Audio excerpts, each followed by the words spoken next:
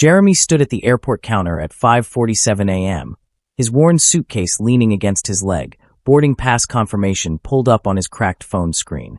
The terminal hummed with the early morning energy of travelers clutching coffee cups and dragging luggage toward their gates.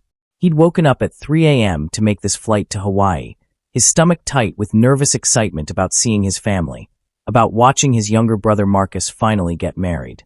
Confirmation number E7R4MK, he said to the attendant, a young woman with tired eyes and a practiced smile. She typed efficiently, her fingers dancing across the keyboard. Then her smile faltered. She typed again, slower this time, her brow furrowing. Jeremy's stomach dropped before she even spoke.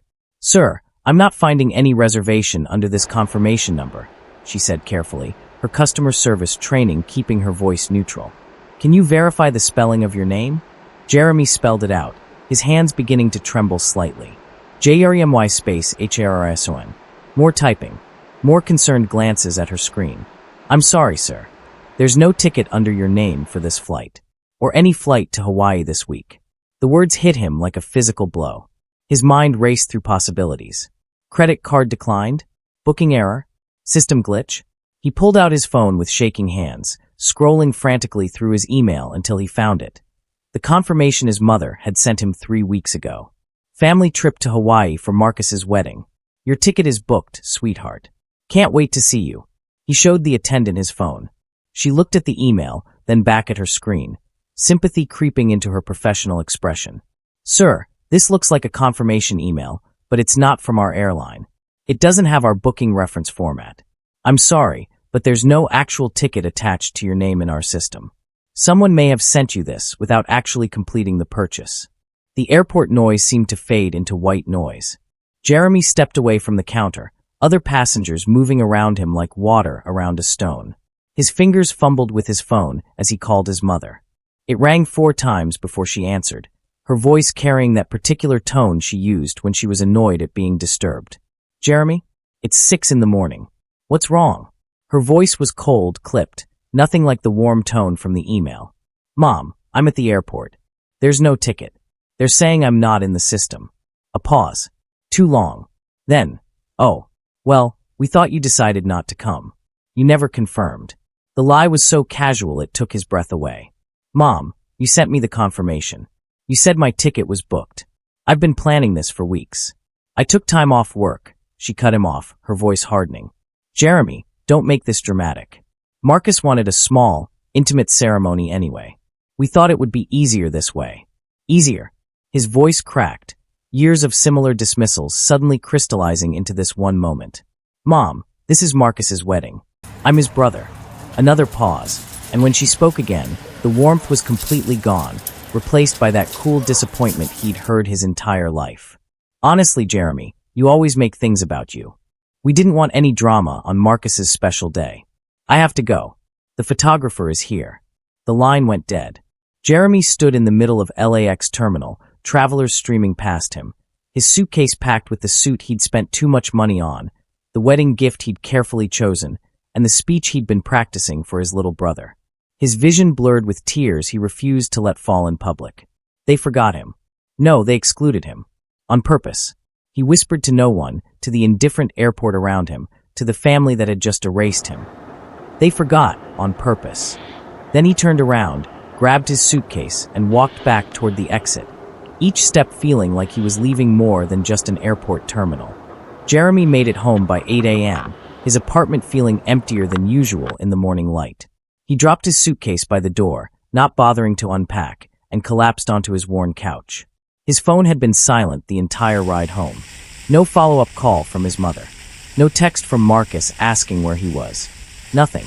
Then, around 10 a.m. California time, 3 p.m. in Hawaii, his phone started buzzing. The family group chat, Harrison Family Red Heart, was suddenly exploding with activity. Each notification felt like a small knife. He knew he shouldn't look. He knew it would hurt. But some masochistic part of him needed to see it, needed to confirm what he already knew. The photos flooded in rapid succession. His mother in a flowing blue dress, looking radiant, her arm around Marcus.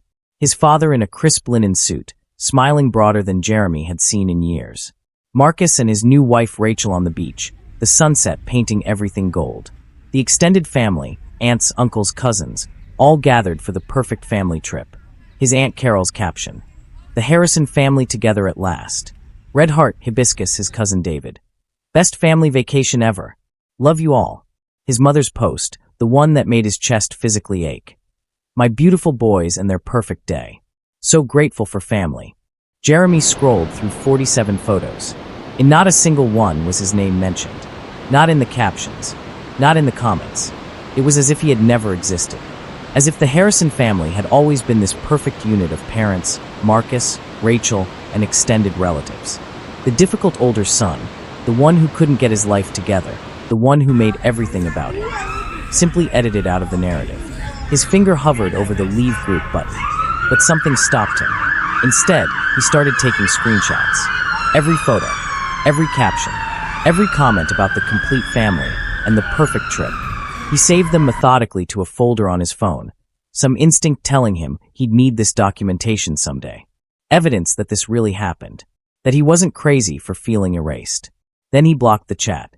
Not dramatically, not with a message. Just a quiet block that would spare him from seeing any more photos of the family that had decided he didn't belong. He set his phone face down on the coffee table and stared at his ceiling, feeling the weight of humiliation and disbelief settle over him like a heavy blanket. Jeremy spent the rest of the weekend in a fog, but by Monday morning, anger had begun to seep in through the cracks of his heartbreak. He needed answers. Real ones. Not his mother's dismissive brush-off at the airport. He needed to understand how his entire family could coordinate a wedding, a trip, a celebration, and systematically exclude him. He called his mother again that evening, after her flight should have landed back in Phoenix. She answered on the first ring, her voice warm and satisfied, clearly still riding the high of the weekend. "Jeremy, did you see the photos? Wasn't it beautiful?" The cognitive dissonance of her tone made his head spin. "Mom." His voice came out harder than he intended.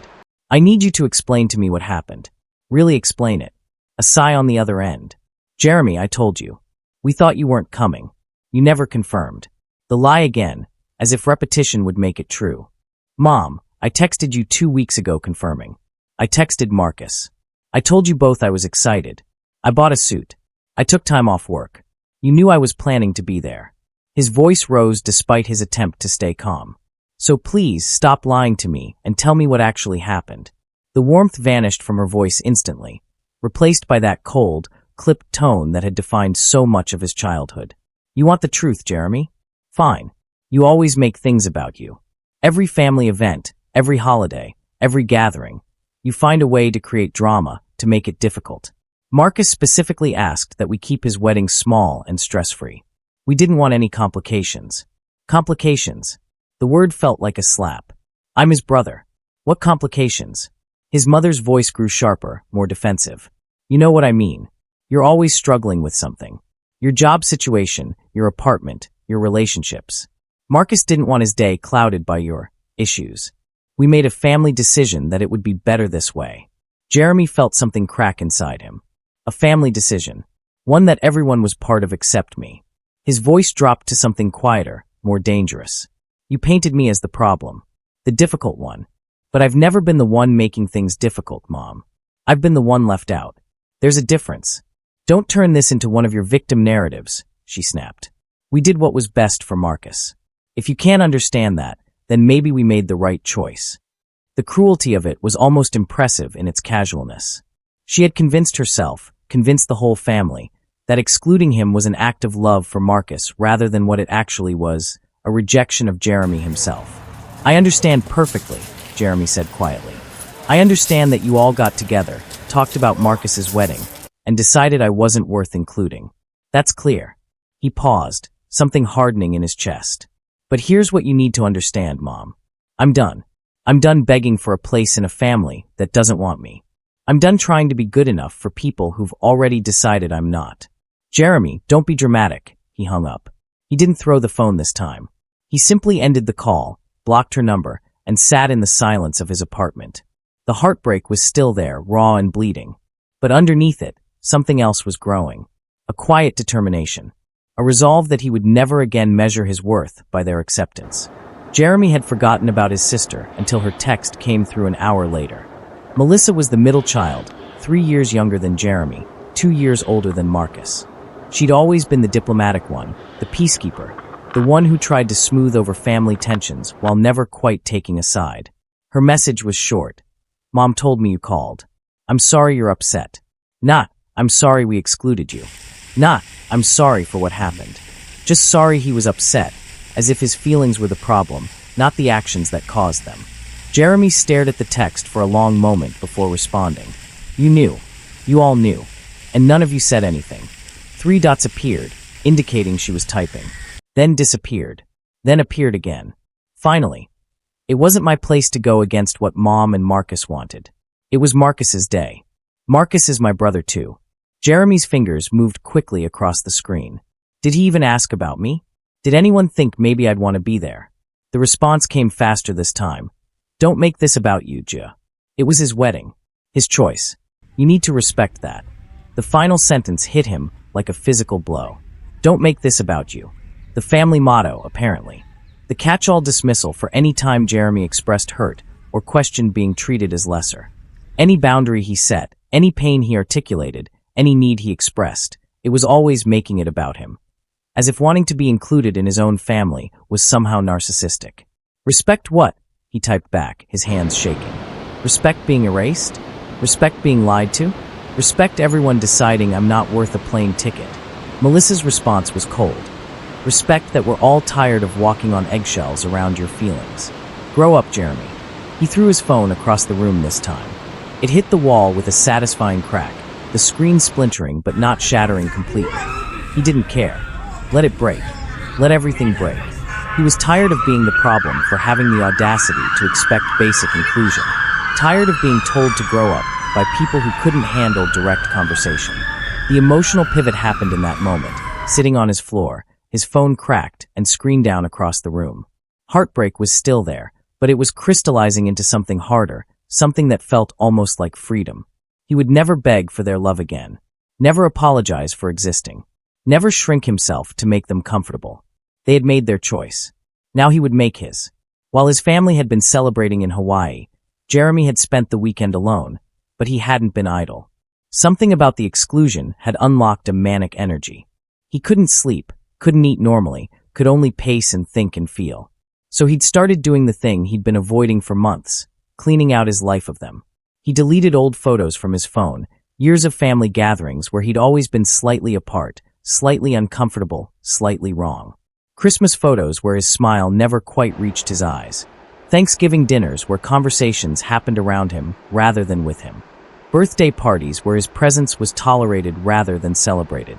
Each deletion felt like lancing a wound, painful but necessary. His apartment walls had been decorated with family photos, his mother's insistence from years ago. Family is everything, she'd always said, while treating him like he was something shameful to be hidden. He took them all down, one by one, leaving rectangles of brighter paint on his sun-faded walls. The photos went into a box, which went into his storage closet. Not thrown away, he wasn't quite ready for that, but removed from sight. In the back of his closet, while putting away the box, he found something that made him stop cold. An old shoebox containing cards and letters from his late grandfather, his dad's father, who had passed away 5 years ago.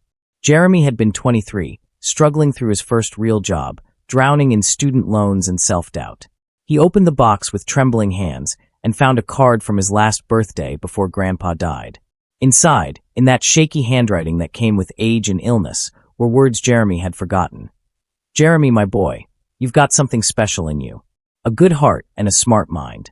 Don't let anyone make you think you're less than you are. You'll do great things, sweetheart. I believe in you even when you don't believe in yourself. Love always, Grandpa. Jeremy sat on his closet floor and cried for the first time since the airport. Not the angry tears or the shocked tears, but deep, grieving sobs for the one person in his family who had truly seen him, truly valued him, and who was gone. Grandpa had been his defender at family gatherings, the one who asked about his life with genuine interest, who never made him feel like a burden or a problem. Attached to the card was a voicemail transcript. Jeremy had saved an old voicemail to text back when phone companies still did that. Grandpa's voice frozen in digital text. Just calling to say I'm proud of you, Jeremy. I know your folks are hard on you sometimes, but don't let it dim your light.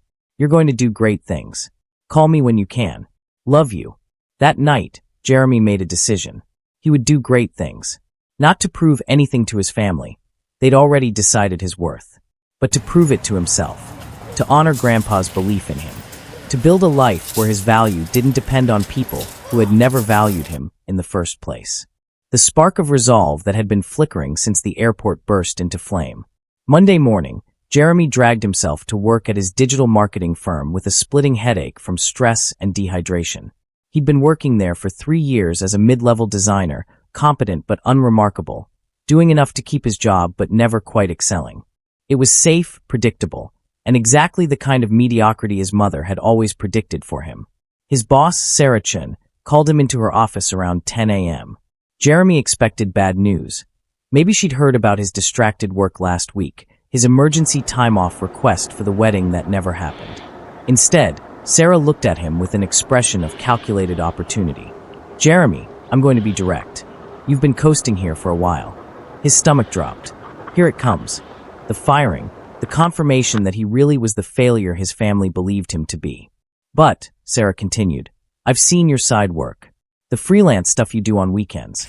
It's better than what you produce here. Sharper, more creative. So I have a question. Are you actually bad at this, or are you just phoning it in? Jeremy blinked, caught off guard by her directness. I don't know. Sarah leaned forward, her expression intense. Well, figure it out, because I'm offering you something. We just landed a contract with a wellness startup called Mindful Path.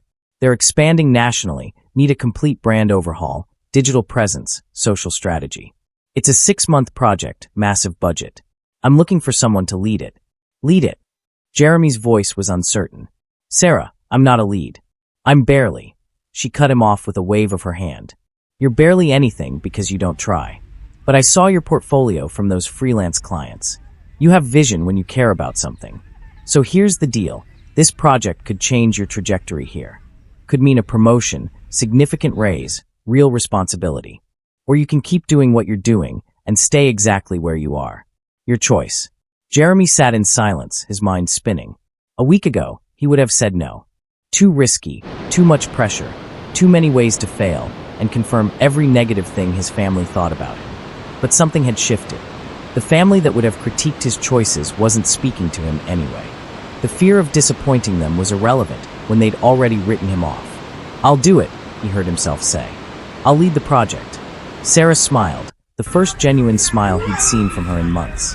Good. Meeting with the clients is Thursday. Don't make me regret this. As Jeremy walked back to his desk, he felt something unfamiliar, excitement.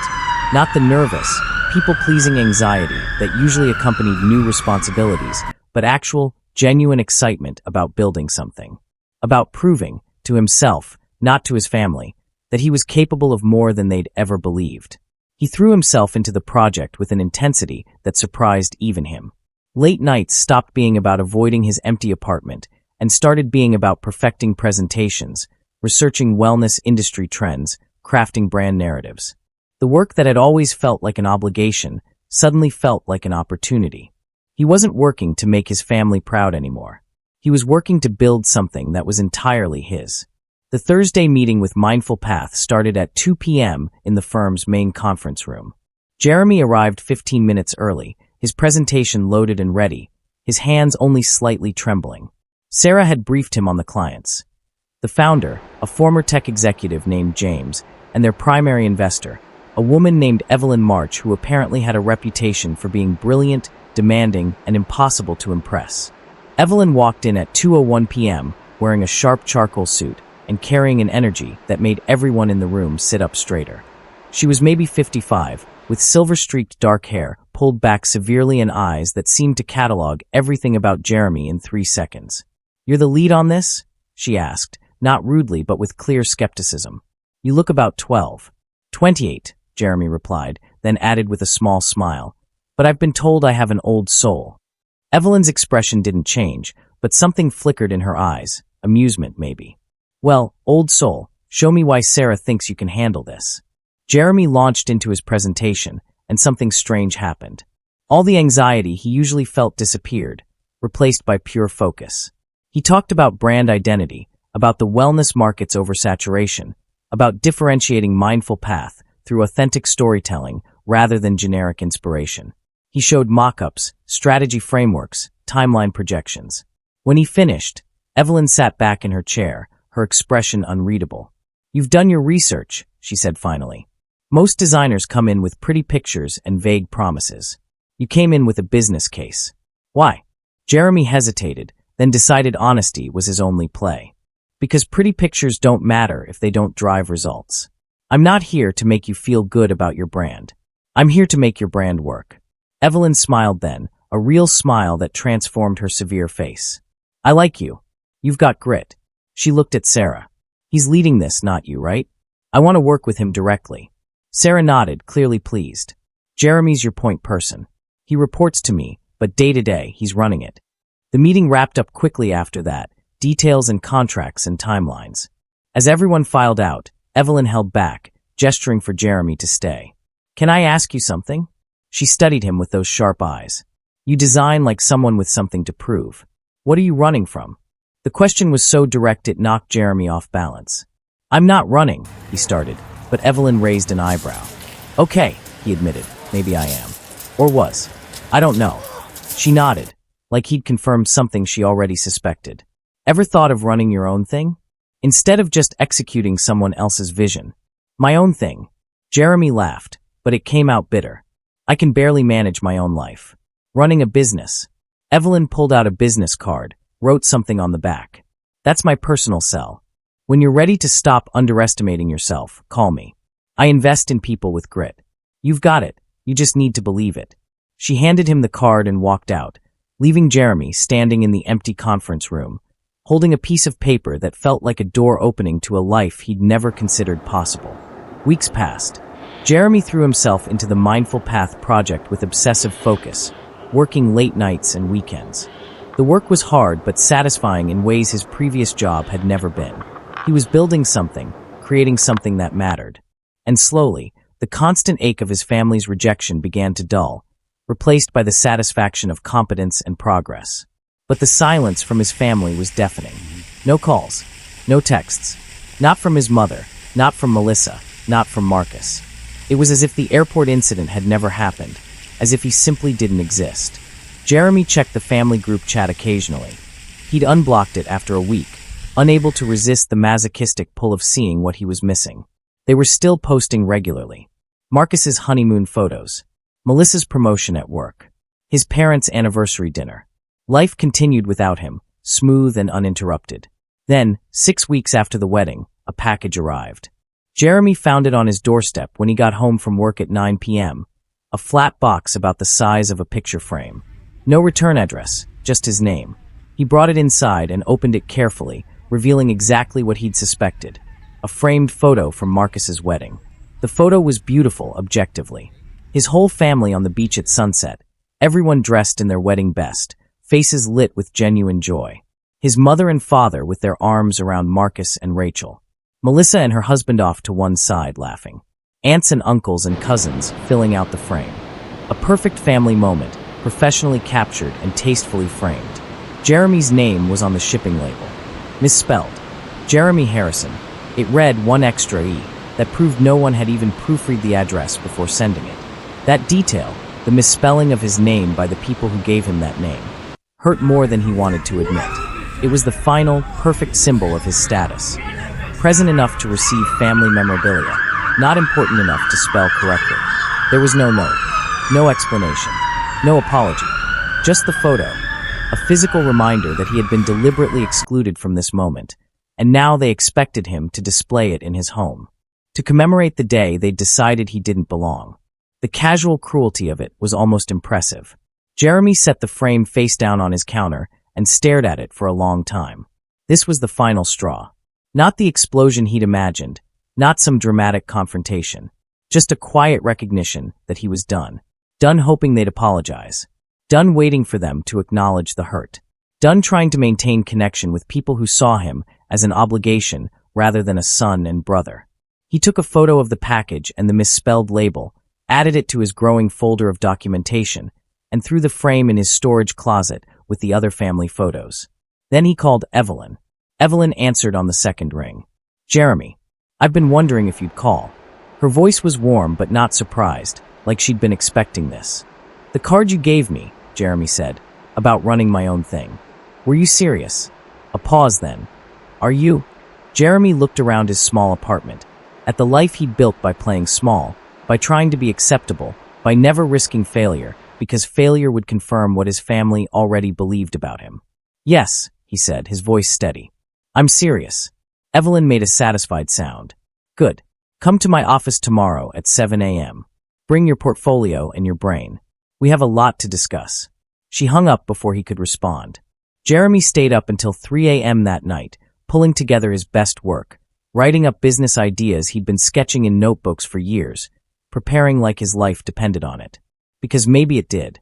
Maybe this was the moment everything changed. The meeting with Evelyn was intense. She grilled him on everything: his design philosophy, his business acumen, his financial situation, his goals. Why do you want to do this? She finally asked. And don't give me some bullshit about passion or following dreams. Why really? Jeremy thought about lying, about giving her the professional answer she probably expected. Instead, he told the truth.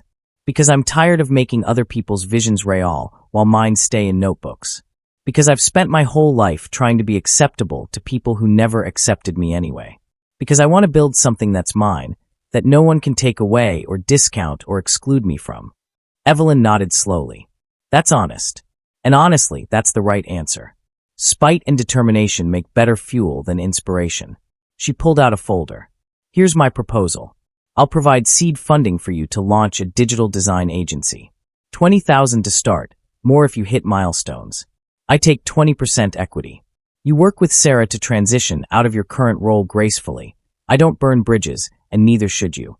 You line up your first clients, which will include Mindful Path once their contract with Sarah's firm expires.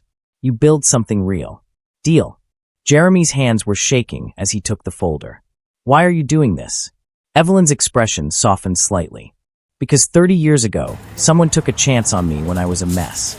And because I see something in you that you don't see in yourself yet. Hungry people build empires. You're hungry. You just didn't know you had permission to eat. Consider this your permission. Jeremy signed the papers that day. He gave his notice at Sarah's firm. 4 months to complete the Mindful Path project and transition his other work. He filed paperwork for his LLC. He built a website. He reached out to every freelance client he'd ever worked with, offering them priority access to his new agency. And it was working. Slowly at first, then faster.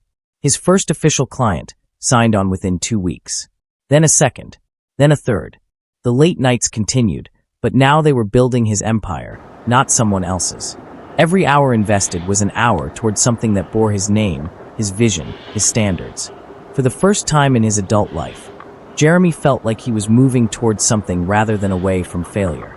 4 months into launching his agency, which he'd named Clarity Studios, both for the design concept and for the clarity he'd found in leaving his family behind, Jeremy landed a project that changed everything. A sustainable fashion brand called Threadline hired him to overhaul their digital presence. They had great products but terrible marketing, a situation Jeremy was becoming expert at fixing. He created a campaign centered on real stories from their customers. Not models, not influencers, just ordinary people wearing Threadline's clothes in their actual lives. The authenticity was radical in an industry built on aspiration and illusion. He shot photos in coffee shops and playgrounds, at kitchen tables and subway platforms. He wrote copy that sounded like humans talking instead of marketing departments strategizing. The campaign launched on a Tuesday morning. By Tuesday afternoon, one of the posts had been shared 15,000 times. By Wednesday, it was on major fashion blogs. By Thursday, Threadline's CEO was calling him ecstatically to report they'd sold out of 3 product lines and their website had crashed from traffic. By Friday, Jeremy's agency email was flooded with inquiries from brands that had seen the campaign. He signed his first 6-figure client on Monday, a wellness tech company that wanted the same authentic approach for their product launch. 6 figures. Jeremy stared at the contract for a full minute before signing it, his hands trembling slightly. A year ago, he'd been scraping by on a mediocre salary, measuring his worth by his family's dismissiveness. Now he was signing contracts that would change his financial life completely. For the first time since the airport, Jeremy felt unstoppable. Not because he was proving his family wrong. He'd stopped caring about their opinions months ago. But because he was proving himself right. Right that he had value. Right that he had vision. Right that the small, safe life he'd been living was a cage he'd built to accommodate other people's expectations. Evelyn called him that afternoon. I saw the Threadline campaign. Brilliant work. You're ahead of my projections by 6 months. How does it feel? Jeremy laughed, giddy with success and exhaustion. Terrifying and amazing. Mostly amazing. Good, Evelyn said. Stay scared. Comfortable people don't innovate. Now, celebration later. Right now, I need you to prepare for scaling. You're going to need staff soon. They talked strategy for an hour, Jeremy taking notes frantically, his mind spinning with possibilities. He was building something real. Something that mattered. Something entirely his. And just as he was starting to feel like his old life was truly behind him, his phone lit up with a call from a number he'd blocked months ago. His mother. Jeremy stared at the blocked number notification for a long moment. His mother had called 3 times in succession, which meant she'd left voicemails. He unblocked her number, not out of forgiveness, but out of curiosity. What could she possibly want after 8 months of silence? He listened to the voicemails on speaker while organizing his desk. The first, Jeremy, it's Mom. I know we haven't talked in a while, but I was hoping we could catch up. Call me when you get a chance. Her voice was warm, friendly, as if the last 8 months hadn't happened. As if she hadn't excluded him from his own brother's wedding. The second, Jeremy, sweetheart, please call me back. It's important. Family stuff. The third, Jeremy, I really need to talk to you. It's about Marcus. Please call. The mention of Marcus made his stomach clench. Was something wrong? Was Marcus hurt? Despite everything, despite the exclusion and the betrayal, Marcus was still his little brother. Jeremy called back. His mother answered immediately. Jeremy. Oh, thank God. I've been trying to reach you for days. Her voice was breathless with relief, warm with artificial affection. What's wrong with Marcus? Jeremy asked, cutting through the pleasantries. Oh, Marcus is fine. Well, not fine exactly. He and Rachel are going through a rough patch. He lost his job 2 months ago. Tech layoffs. You know how it is. They're struggling financially, and the stress is hard on their marriage. Jeremy processed this information slowly. Okay. That's terrible for them. But why are you calling me? His mother's voice shifted, became more careful, more coaxing. Well, sweetheart, we were hoping you might be able to help out. Maybe lend Marcus some money to get through this rough period. Just until he finds something new. Family helps family, right? The audacity of it stole Jeremy's breath. 8 months ago, they'd excluded him from Marcus's wedding because he was the problem child, the one who would cause drama. Now they wanted money. How much? He managed to ask. Well, they need about $30,000 to cover immediate expenses. Mortgage, car payments, that sort of thing. His mother said it casually, like she was asking him to pick up milk. I told Marcus you'd probably be willing to help. He's your brother, after all. Jeremy laughed, a sharp, bitter sound. You told him I'd help. Did you tell him you excluded me from his wedding? Did you tell him you let me show up at the airport with no ticket because it was easier? Jeremy, that was months ago. Don't hold grudges. Marcus needs help now. The easy dismissal of his pain, the casual expectation that he should just get over being erased, snapped something in him. How did you even know I have money? His voice was cold. You haven't talked to me in 8 months. How do you know I'm not still the struggling failure you always treated me as? A pause. Then his mother's voice, slightly defensive. Melissa saw your business posts on LinkedIn. She said you're doing well. So I thought. You thought you could use me now that I'm useful. Jeremy finished her sentence. When I was struggling, you excluded me. Now that I'm successful, you want money. His mother's voice turned sharp, defensive. That's not fair, Jeremy. We're family. Family helps each other in times of need. Jeremy felt something cold settle in his chest. Family?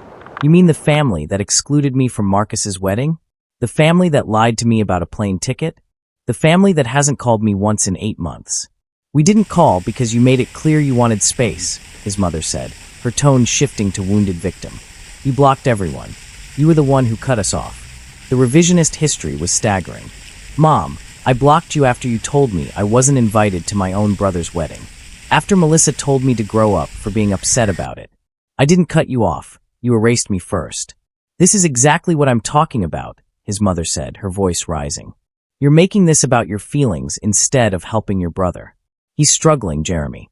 He needs family support right now, and you're too busy nursing old grievances to care about him. Jeremy closed his eyes, recognizing the manipulation for what it was. The attempt to make him feel guilty, to paint his boundary as selfishness, to reframe his legitimate hurt as pettiness. "Let me be very clear," Jeremy said, his voice steady despite the anger coursing through him. "I will not be giving Marcus $30,000. Not because I don't care about him, but because you don't get to exclude me from the family and then include me only when you need something. That's not how relationships work. So you're just going to abandon your brother when he needs you most?" His mother's voice was incredulous, outraged. "What kind of person does that make you?"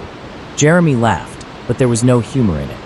"The kind of person who learned from my family that conditional love is the only kind that exists. You taught me that, Mom. Congratulations. If you don't help Marcus, don't expect to be welcomed back to this family," she said, her voice turning cold and threatening. "There are consequences for being selfish, Jeremy."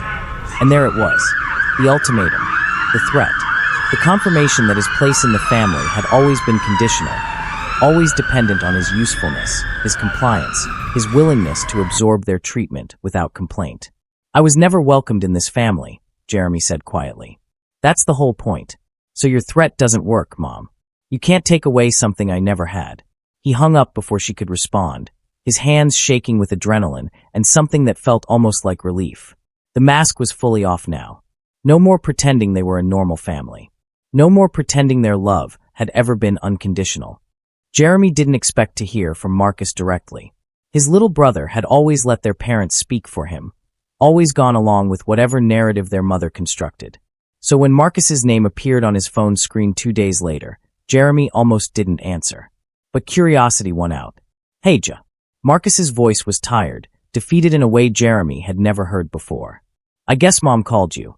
Jeremy leaned back in his desk chair, his new office suddenly feeling too small. "She did. Wanted me to give you $30,000. A long sigh on the other end. "Yeah, I told her not to ask you. But you know how she is." "Do I?" Jeremy's voice was harder than he intended. "Because I thought I knew how she was. Then she excluded me from your wedding and lied about it." Silence stretched between them, heavy with 8 months of unspoken words. Finally, Marcus spoke, his voice barely above a whisper. "I'm sorry about that. I really am. It wasn't my idea." "But you went along with it," Jeremy said, the old hurt resurfacing. "You're my brother, Marcus. You could have said no. You could have insisted I be there. But you didn't." More silence.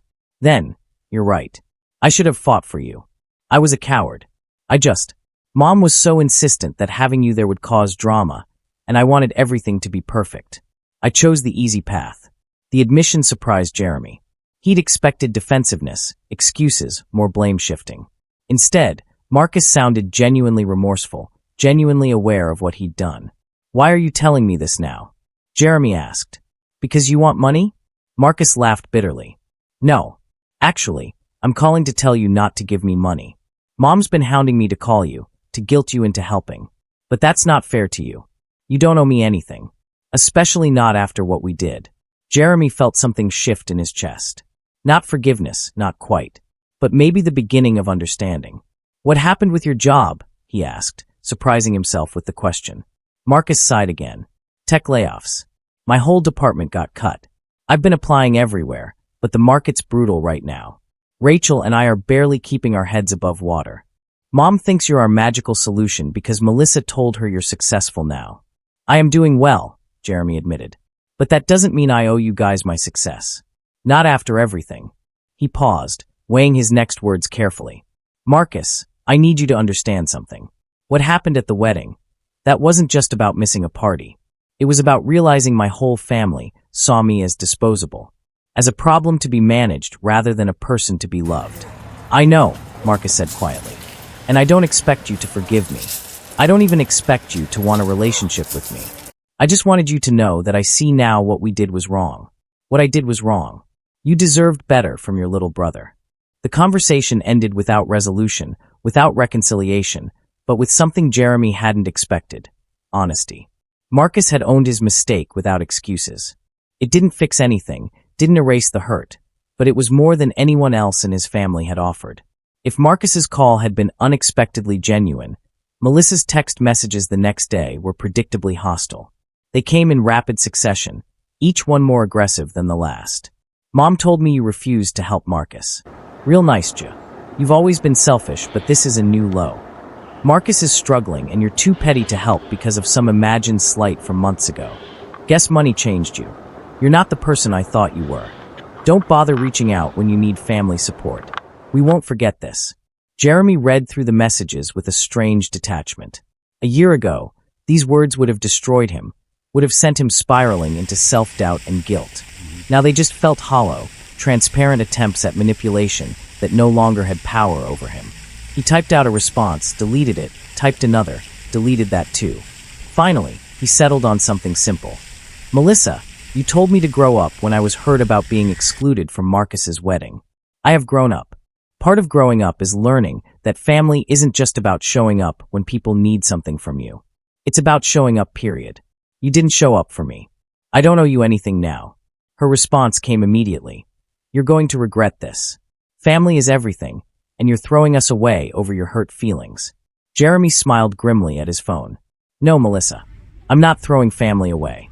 You guys did that 8 months ago at an airport terminal. I'm just finally accepting what you already decided.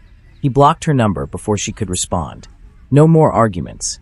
No more circular conversations where his hurt was dismissed as sensitivity and their cruelty was reframed as love. His phone buzzed again, a different number this time. His Aunt Carol, who had posted that Harrison family together at last caption on the wedding photos. The text was brief. Jeremy, your mother told me what's happening. I'm very disappointed in you. Marcus needs family support right now, and you're being vindictive. This isn't who we raised you to be. Jeremy stared at the message, at the casual cruelty of who we raised you to be, as if his aunt had any significant role in his upbringing, as if any of them had raised him to be anything other than a convenient scapegoat for family dysfunction. He didn't respond, didn't block her, didn't engage. Just let the message sit there, unanswered, a monument to their continued inability to see him as anything other than a problem. That weekend, Jeremy met Evelyn for their monthly check-in at a coffee shop in downtown LA. She took one look at his face and ordered him a double espresso. Family drama? She asked, her tone knowing. Jeremy nodded, too tired to hide it. How'd you guess? Evelyn smiled slightly. Because I've seen that look in the mirror. Want to talk about it? Or want to focus on business? Business, Jeremy said immediately, grateful for the out. But Evelyn shook her head. Nice try. But I'm not just your investor, Jeremy. I'm your mentor. And part of mentoring is knowing when business problems are actually personal problems in disguise. So talk. Jeremy found himself explaining everything. The wedding exclusion, the months of silence, the sudden calls asking for money, the family's outrage at his refusal. Evelyn listened without interrupting, her expression growing more severe with each detail. Let me tell you something about family, she said when he finished. Blood doesn't make people worthy of access to your life. Behavior does. These people excluded you, lied to you, and now they're trying to manipulate you into giving them money. That's not family, that's exploitation. Jeremy felt something loosen in his chest, permission he hadn't known he needed. They keep saying I'm being selfish, that I'm abandoning Marcus when he needs me. You know what's selfish? Evelyn's voice was sharp. Excluding your son from his brother's wedding and then expecting him to bankroll that same brother when it's convenient. That's selfish. You setting a boundary? That's self-preservation. She leaned forward, her eyes intense. Jeremy, you've built something incredible in the past 8 months. You've quadrupled your client base. You're hiring your first employee next month. You're being featured in design publications. You did all of that without their support. Don't let them take credit for your success or make you feel guilty for protecting it. They talked for 2 hours, and by the end, Jeremy felt steadier. Evelyn shared her own story of cutting off toxic family members, of building success despite, or perhaps because of their absence. The family you choose is often more real than the family you're born into, she said. Find your people. Keep them close. And don't waste energy on people who only want you around when you're useful. Over the following weeks, Jeremy started building that chosen family. His first hire was a young designer named Alex who reminded him of himself 2 years ago, talented but lacking confidence. He mentored Alex the way Evelyn mentored him, with honesty and high expectations. He reconnected with old friends from college he'd lost touch with while trying to please his family. He joined a business owners networking group where people understood the demands of building something from nothing. And slowly, the hole his biological family had left began to fill with people who actually valued him, who celebrated his wins without resentment, who showed up when he needed support without keeping score, who saw his boundaries as healthy rather than punitive. This, Jeremy realized, was what family was supposed to feel like. Thanksgiving approached like a storm on the horizon. It would be Jeremy's first major holiday entirely separate from his family. Last year, he'd endured the usual Harrison family Thanksgiving. His mother's passive-aggressive comments about his career, his father's disinterest in his life, Melissa's subtle digs, Marcus's oblivious cheerfulness. This year, he had no invitation. Not that he wanted one. Alex mentioned casually that he was staying in LA for the holiday. His family was on the East Coast, and plane tickets were too expensive on his junior designer salary. Want to do an orphan Thanksgiving? Jeremy found himself asking. I make a decent turkey, and we can watch football and pretend we're not avoiding family drama. Alex grinned. That sounds perfect, actually. I'll bring pie. Store-bought, because I can't bake to save my life. What started as a two-person plan expanded organically. Sarah Chin mentioned she was alone for the holiday. Her parents were in Taiwan, and she couldn't get time off to visit. Evelyn, when Jeremy mentioned his plans, invited herself with characteristic directness. My kids are with their father this year. I'll bring wine. Good wine, not that grocery store garbage. By the time Thanksgiving arrived, Jeremy's small apartment was hosting 6 people, an eclectic group bound by choice rather than blood. As they sat around his second-hand dining table, eating turkey that was slightly dry but edible, Jeremy felt something he'd never felt at a family holiday. Genuine warmth. There were no barbed comments disguised as concern. No one questioned his life choices or compared him unfavorably to siblings. People laughed at his jokes, asked about his work with real interest, shared their own stories without one-upping or diminishing. Evelyn raised her glass midway through dinner. A toast. To chosen family. To the people who show up, who support without conditions, who celebrate our wins and hold space for our struggles. To building the family we deserved instead of settling for the one we got. Everyone raised their glasses, and Jeremy felt his throat tighten with unexpected emotion. This was what he'd been searching for his whole life. Not perfection. Not people without problems. Just people who showed up. Who saw him. Who valued him not for what he could do for them, but for who he was. Later that night, after everyone had left and his apartment was a mess of dishes and leftovers, Jeremy checked his phone. There were no messages from his mother, no calls from Melissa, no holiday wishes from his father. The silence should have hurt. Instead, it felt like freedom. He was done waiting for scraps of affection from people who had never learned how to love him properly. He had found his people. The rest was just noise. December arrived with unseasonable warmth and unexpected professional success. Clarity Studios landed a contract with a major beverage company, a 6-month project worth more than Jeremy had made in his entire previous year at Sarah's firm. He hired 2 more designers and moved into a proper office space, a bright loft in downtown LA with exposed brick and huge windows. He was 29, successful, and for the first time in his life, genuinely happy. Then came the Christmas card. It arrived at his new office. Someone had tracked down his business address. The envelope was cream-colored, expensive, embossed with gold lettering. Inside was a photo card showing his entire family in matching red sweaters, posed in front of a decorated tree. His mother, father, Marcus, Rachel, Melissa, and her husband, all smiling like a stock photo of familial bliss. At the bottom, in his mother's elegant script, "The Harrison family wishes you a Merry Christmas. We miss you and hope you'll join us for Christmas Eve dinner. It's time to put the past behind us and be a family again." Jeremy read the card 3 times, looking for the apology he knew wouldn't be there. No acknowledgement of what they'd done. No recognition of their behavior. Just put the past behind us. As if the past were an inconvenience rather than a series of deliberate hurts. The invitation wasn't about reconciliation.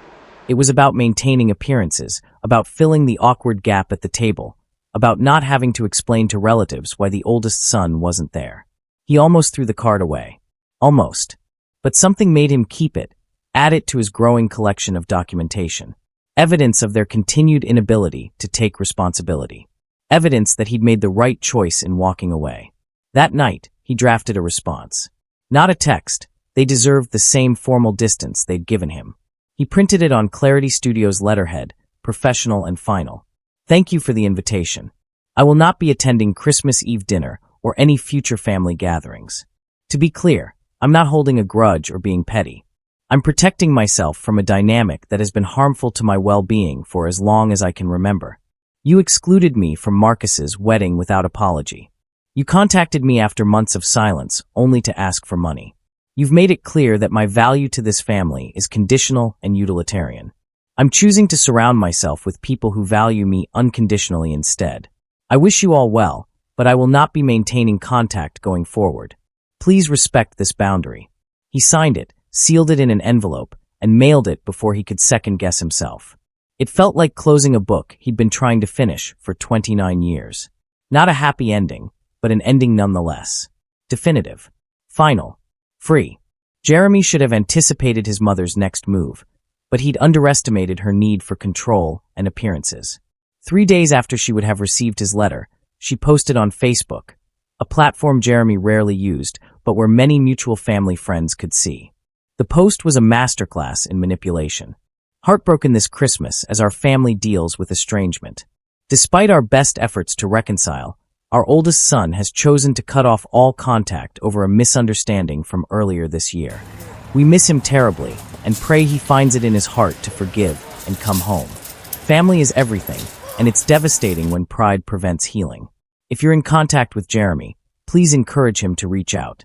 We love him unconditionally and always will. The comments flooded in immediately. Family friends expressing sympathy, offering prayers, gently criticizing Jeremy's pride, without knowing any actual facts.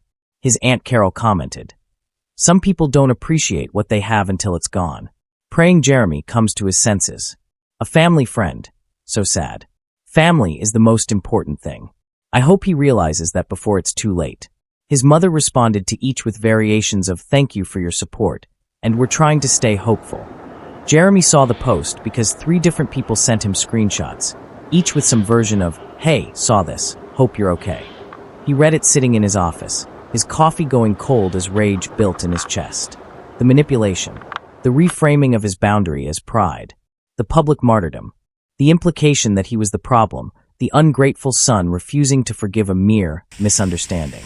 It was gaslighting on a public stage, recruiting an audience to her narrative. For a moment, he considered responding publicly, laying out the truth, the wedding exclusion, the fake ticket, the months of silence broken only by requests for money, showing the screenshots he'd saved, the text messages, the misspelled shipping label, proving to everyone that his mother's version of events was fiction designed to protect her image. But then he stopped. Responding would only give her what she wanted: engagement, drama, a battle she could frame as his continued dysfunction. Instead, he called Evelyn. "My mother posted on Facebook," he said without preamble. "Made me look like the villain for setting boundaries. People are commenting, taking her side, telling her they're praying I come to my senses." Evelyn was quiet for a moment. "And you want to defend yourself publicly?" "It wasn't a question. I want people to know the truth," Jeremy admitted.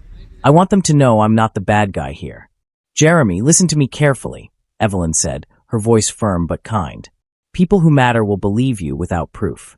People who don't matter will doubt you even with proof. Your mother is playing to an audience that doesn't actually affect your life. Let her have her Facebook martyrdom. You have your truth, your boundaries, and your peace. Don't trade your peace for the satisfaction of being right in front of people who don't matter." Jeremy absorbed this, feeling the rage slowly deflate into something steadier. "So I just let her lie." "You let her tell whatever story she needs to tell," Evelyn corrected. "And you live your truth so loudly that the lies don't matter. The people who count, your real friends, your chosen family, your clients who trust you, they know who you are. The rest is just noise." Jeremy thanked her and hung up. He blocked his mother on social media, not dramatically but quietly. Then he went back to work, to the life he'd built, to the people who actually showed up for him. The Facebook post existed somewhere in the digital ether. But it existed without his energy, without his engagement, without his care. His mother could have her narrative. He had his reality. And his reality was better.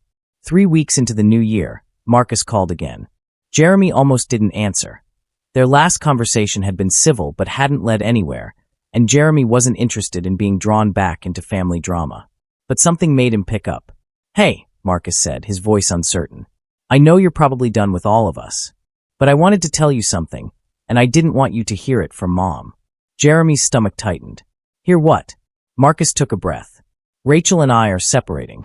We're going to try therapy first, but it's not looking good. The financial stress, the job situation, everything, it broke us.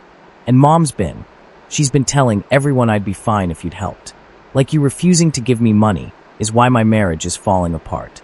Jeremy closed his eyes, feeling the familiar weight of being made responsible for problems he didn't create. "Marcus, I'm sorry about your marriage. Genuinely. But you know that's not my fault, right? Your marriage issues aren't because I wouldn't give you money." He paused. "Please tell me you know that." A long silence. "I do know that," Marcus finally said. "I know Mom's rewriting history to make you the villain. That's actually why I'm calling. To tell you that I'm not going along with it anymore. I told her yesterday that this wasn't your fault, that you had every right to set boundaries after what we did." Jeremy felt something unexpected. Not forgiveness, but the beginning of respect. "How did she take that?" Marcus laughed bitterly. "About as well as you'd expect. Told me I was being manipulated by you, that I was choosing the wrong side. But Joe, I'm tired. I'm tired of pretending we were a functional family. I'm tired of Mom controlling the narrative. I'm tired of watching her vilify you for having the courage to walk away from dysfunction." "What are you saying, Marcus?" Jeremy asked carefully. "I'm saying I want to rebuild a relationship with you, if you're open to it. Not as part of the family. I know that bridge is burned. But as brothers. Separate from all of them. I don't expect you to forgive me immediately. I know I have to earn that. But I want to try." Jeremy sat with this for a long moment, weighing the sincerity in Marcus's voice against years of disappointment. "If we do this," Jeremy said slowly, "it has to be completely separate from them. I won't be a bridge back to the family. I won't do holidays or gatherings. And if you tell Mom anything about my life, we're done. Understood?" Marcus didn't hesitate. "Understood. This is between us. No one else." They talked for another hour, carefully, honestly. Marcus shared details about his failing marriage, his job search struggles, his growing awareness that their mother's control had damaged all of them in different ways. Jeremy shared parts of his business success, his new life, his chosen family. It wasn't reconciliation. Not yet, but it was a tentative first step toward something real. Spring brought new contracts, new team members, and a feature article in a major design publication about Clarity Studios' innovative approach to brand authenticity. Jeremy's father called for the first time in over a year. The conversation was brief, awkward, and transparently transactional. "Your mother showed me the article," his father said, his voice carefully neutral. "Looks like you're doing well." "I am," Jeremy replied, waiting for the real reason for the call. His father cleared his throat. "Look, son, I'm calling because I think you should know something. Your mother is talking about changing the will. Says if you're not going to be part of the family, you shouldn't benefit from the family estate." Jeremy felt nothing. No shock, no hurt, no fear. Just a distant recognition that his mother had found a new manipulation tactic. "Okay," he said simply. His father seemed taken aback by the lack of reaction. "You don't care? We're talking about a significant inheritance here. Your share would be substantial." Jeremy almost laughed. "Dad, let me be very clear. I don't want anything from this family. Not money, not inheritance, not approval. I've built my own life, my own success, my own security. You can't threaten me with taking away something I don't need and never wanted." "Jeremy, don't be hasty," his father said, his tone shifting to something that might have been concern but sounded more like alarm. "You're young. You don't understand the value of generational wealth. What your mother and I have built." Jeremy cut him off gently. "What you built is yours to do with as you please. Give it to Marcus and Melissa. Give it to charity. Light it on fire. I genuinely don't care. My life isn't dependent on your validation or your money. That's the whole point." The silence stretched. Finally, his father spoke again, and for the first time, Jeremy heard something like respect in his voice. "You really mean that?" It wasn't a question. "I really do," Jeremy confirmed. "I'm not interested in playing family politics or performing for scraps of approval. I know who I am now, and it has nothing to do with being a Harrison. I'm building my own legacy." After they hung up, Jeremy sat in his office and stared out at the LA skyline. A year and a half ago, The threat of being written out of the will would have devastated him. Not because of the money, but because of what it symbolized. Proof that he really was disposable, really was the family failure. Now, it meant nothing. He'd already written himself out of their story. They were just catching up. In April, Clarity Studios won a Webby Award for their campaign with a nonprofit focused on mental health awareness. Jeremy flew to New York for the ceremony with Alex and his newest hire, a brilliant strategist named Priya.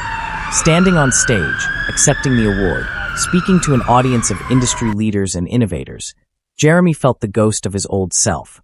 The one who had measured worth by his family's standards, finally, fully fade away. The acceptance speech was supposed to be brief, professional. But standing there, holding physical proof that he'd built something meaningful, something recognized by people who actually mattered in his field, Jeremy deviated from his notes. A year and a half ago, I was working in mediocrity because I was afraid of failing. Afraid of confirming what certain people in my life already believed about me. Then something happened that forced me to choose. Keep living small and safe, or build something real and risk failing spectacularly. He paused, finding Evelyn in the audience. I chose to build. And I learned that the only failure is letting other people's limited vision of you define what you're capable of. This award isn't mine. It belongs to every person who's been told they're not good enough, not talented enough, not worthy enough. To everyone who's been excluded, dismissed, or erased by people who should have celebrated them. This is proof that their assessment was wrong. Thank you. The applause was thunderous. Backstage, Alex hugged him, Priya was crying, and Evelyn looked at him with undisguised pride. That speech, she said, was perfect. You just gave permission to thousands of people to stop shrinking. Jeremy's phone exploded with messages, industry colleagues, clients, friends. And buried in them, a text from a number he didn't recognize. Saw your speech. I'm proud of you, Jamarcus. Nothing from his mother. Nothing from Melissa. Nothing from his father. Their silence was louder than any message could have been. They'd watched him succeed publicly, spectacularly, and couldn't bring themselves to celebrate it. The truth of what they were, what they'd always been, was undeniable now. And Jeremy was finally completely okay with it. 6 months after the Webby Awards, Jeremy received an email that stopped him cold. The sender was his Aunt Patricia, his father's sister, someone he'd barely interacted with over the years. Subject line, long overdue truth. He almost deleted it. Almost. But something made him click. Jeremy, you don't know me well. I kept my distance from your parents' household because I saw things I didn't agree with, but felt powerless to change. I'm writing now because I watched your award speech online and realized I've been complicit in your pain by staying silent. Your mother has been telling the family that you abandoned them, that you're selfish and ungrateful. I want you to know that I've always seen through it. I watched her exclude you, belittle you, treat you as lesser than your siblings for your entire childhood. I watched your father enable it. I stayed silent because confronting it would have meant being excluded myself. I chose comfort over courage, and for that, I'm truly sorry. The email continued for 3 paragraphs, detailing observations Jeremy had thought were invisible. Moments when his mother would praise Marcus and Melissa while ignoring his identical achievements, times when his father would laugh at jokes made at Jeremy's expense, family gatherings where he was systematically talked over or left out of conversations. Patricia acknowledged all of it, validated all of it, apologized for witnessing it without intervening. You owe me nothing, the email concluded. I'm not asking for a relationship or forgiveness. I just needed you to know that you weren't crazy. It was real. It was wrong. And you deserved better. The man you've become, the success you've built, the boundaries you've set, they're all proof that you survived a family that didn't deserve you. I'm proud of you, even if I have no right to be. Aunt Patricia. Jeremy read the email 5 times. It was the first acknowledgement from anyone in his extended family that his experience had been real, that his pain hadn't been manufactured or exaggerated. The validation was powerful, necessary, healing in ways he hadn't expected. He wrote back, thanking her for her honesty, not offering relationship but offering respect. Sometimes acknowledgement was enough. Sometimes knowing you weren't crazy was its own form of closure. 2 years after the airport incident, Clarity Studios had grown into a 20-person agency with offices in LA and Austin. Jeremy was 31, financially secure, and genuinely happy. Not the performative happiness he'd faked for family gatherings, but the deep contentment that came from building a life aligned with his values. He'd started a mentorship program through his company, offering free branding services to startups founded by people from underrepresented communities. It was his way of being the support system he'd never had. One of his ments, a young woman named Sophia who was building a platform for first-generation college students, reminded him of himself at 23, brilliant, talented, and carrying invisible wounds from family who didn't understand her ambitions. "My parents think I'm wasting my degree by not becoming a doctor," she confessed during one of their sessions. "They don't understand why I'm building this instead of making real money." Jeremy recognized that pain intimately.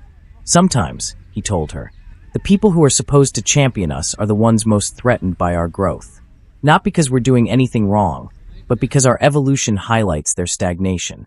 You're not responsible for their vision limitations." Sophia's eyes filled with tears. "How did you deal with it?" "The guilt of disappointing them." "I chose myself," Jeremy said simply, "and I stopped measuring my worth by their inability to see my value. It was the hardest and best decision I ever made." They talked for 2 hours, and by the end, Sophia looked lighter, more determined. Watching her walk out of his office with renewed purpose, Jeremy realized this was his real legacy. Not the awards or revenue, but the permission he could give others to stop shrinking, to stop apologizing, to stop accepting crumbs from people who should have offered feasts. That evening, Marcus called. They'd been rebuilding their relationship slowly, carefully, through monthly phone calls and occasional coffee meetings when Marcus visited LA for job interviews. "Hey," Marcus said, "I got an offer. Senior position at a tech company in San Francisco. Good money, fresh start." Jeremy felt genuine happiness for his brother. "That's incredible, Marcus. Congratulations." "There's something else," Marcus continued. "Rachel and I are officially divorced. It's final. And I've started therapy. Real therapy, not just marriage counseling. Working through a lot of family stuff." He paused. "You were right to get out when you did, Ja. I'm starting to see how messed up it all was. How Mom controlled everything, how Dad enabled it, how we all just went along with it." Jeremy felt a mix of validation and sadness. "How's she taking your move to San Francisco?" Marcus laughed without humor. "She's furious. Says I'm following your example, abandoning the family. She doesn't understand that I'm not abandoning anyone. I'm choosing myself for the first time in my life. Like you did." They talked about his new job, his therapy insights, his plans for rebuilding. When they hung up, Jeremy felt something he'd thought impossible 2 years ago. Hope that Marcus might find the same freedom he'd found. That the damage their mother had done might not be permanent for his little brother. Jeremy had successfully avoided any direct contact with his mother for 2 years. Then came the call from the hospital. His father had a heart attack, serious but not fatal. The doctor who called him asked if he wanted to be listed as emergency contact. "His wife listed you as next of kin along with your siblings," the doctor explained. Jeremy's first instinct was to say no, to maintain the boundaries that had given him peace. But this was different. This was his father, who had been mostly absent but never cruel, who had enabled his mother but never actively hurt him. He drove to the hospital in Phoenix, a 5-hour drive he made in 4.5. Walking into his father's room felt like stepping through a portal into his old life. His mother was there, looking older and smaller than he remembered. Melissa sat in the corner, her face tight with surprise at seeing him. Marcus stood by the window, offering Jeremy a small, supportive nod. His father lay in the hospital bed, pale but conscious, connected to monitors that beeped steadily. "Jeremy," his father said, his voice weak but warm. "You came." Jeremy approached the bed, ignoring his mother's sharp intake of breath. "Of course I came. You're my father." They talked briefly. His father's prognosis was good, full recovery expected. Then his father did something unexpected. "Can everyone leave? I need to talk to Jeremy alone." When the room cleared, his father looked at him with something Jeremy had never seen before, genuine remorse. "I should have protected you," he said simply. "Your mother, she's difficult. She plays favorites, she manipulates.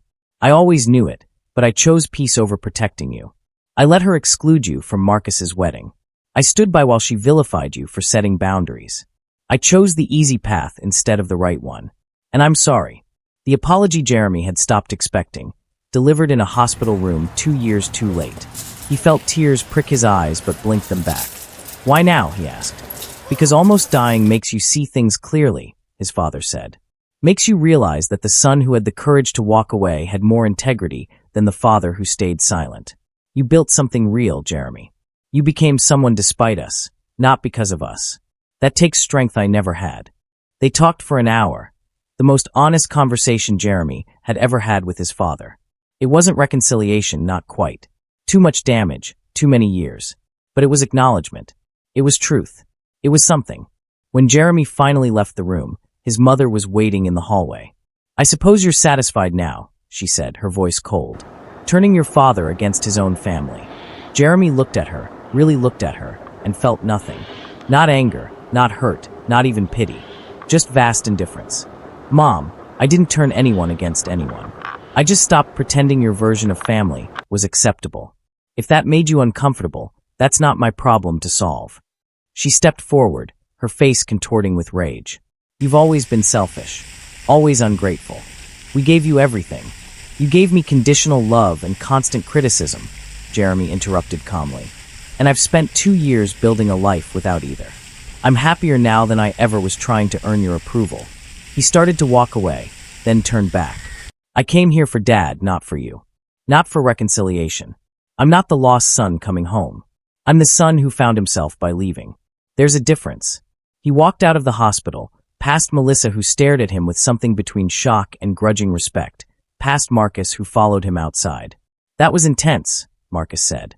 Jeremy laughed, feeling lighter than he had in days. "That was necessary. That was closure." Marcus hugged him, the first real hug they'd shared since before the wedding. "Thank you," Marcus said, "for showing me it was possible to leave." 3 years after standing in an airport terminal with a ticket that didn't exist, Jeremy stood in his company's new headquarters. A full floor in a downtown LA building with a view of the city he'd rebuilt himself in. Clarity Studios now employed 42 people, had satellite offices in 3 cities, and had just been acquired by a major marketing firm for an amount that made Jeremy financially independent for life. He was 32 years old, successful beyond his wildest dreams, and surrounded by people who chose him every day. The acquisition party was packed with everyone who mattered in his new life. Evelyn, who still owned her 20% equity and had just made a fortune, stood by the windows telling anyone who would listen about betting on Jeremy when he was just an angry kid with a cracked phone screen and a dream. Alex and Priya, now senior partners in the firm, argued playfully about who deserved credit for the company's success.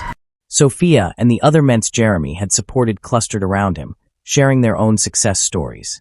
Marcus was there too, flying in from San Francisco with his new girlfriend, a therapist who understood family trauma because she'd lived it herself. "I'm proud of you, Gia," Marcus said quietly. "Not just for this," he gestured at the party, "but for knowing when to walk away. You saved yourself. And watching you do it gave me permission to save myself too." They clinked glasses, brothers not by family obligation, but by choice and hard-won mutual respect. Jeremy's phone buzzed, a message from a number he didn't recognize. He almost ignored it, but curiosity won. It was his mother. "Melissa told me about your company sale. I always knew you'd be successful. We should talk about reconciling. Family is important." Jeremy read it, showed it to Marcus, and they both laughed. The audacity, the inability to change, the perfect encapsulation of everything he'd left behind. He didn't respond, didn't block the number either, just left it floating in digital space, unanswered and unimportant. His mother would tell people he ignored her olive branch, would play the victim to anyone who'd listen. And Jeremy genuinely didn't care. Her narrative couldn't touch him anymore. He'd built a life so full of genuine connection, real success, and authentic love that her manipulation was just background noise. Sarachin approached, holding a champagne glass. "Speech time?" she asked. Jeremy nodded, tapping his glass to quiet the room. 42 employees, dozens of clients and friends, his chosen family, all looking at him with genuine affection and respect. 3 years ago, he began, I was living a small life, playing it safe, measuring my worth by the standards of people who would never think I was good enough. He paused, finding Evelyn's eyes. Then someone took a chance on me. Then someone else. Then I took a chance on myself. And we built this. Not just a company, but a family. The kind of family that shows up, that celebrates wins, that holds space for struggles. The kind that chooses each other every day. His voice grew stronger. So this isn't a speech about business success. This is a speech about what happens when you stop accepting conditional love and start demanding and offering the real thing. Thank you all for being my real thing. The applause was deafening. People hugged, cried, laughed. And Jeremy stood in the middle of it all, feeling completely, wholly, finally free. He'd walked away from a family that couldn't love him properly and built one that could. He'd turned rejection into fuel, pain into purpose, exclusion into excellence. The plane ticket that never existed had been the best thing that ever happened to him. Not because the pain didn't matter, but because it forced him to stop waiting for permission to be worthy and start believing it himself. He'd built an empire not despite his family's rejection, but from it. And that empire wasn't measured in dollars or awards or recognition, though he had all three. It was measured in peace, in joy, in the knowledge that he was exactly where he was supposed to be, with exactly the people who were meant to find him. Jeremy Harrison was no longer defined by what was taken from him. He was defined by everything he built from the ashes of that loss. And watching the sun set over Los Angeles through the windows of his company, his creation, his legacy, his proof, he knew with absolute certainty that he'd done more than survive his family's rejection. He'd transcended it.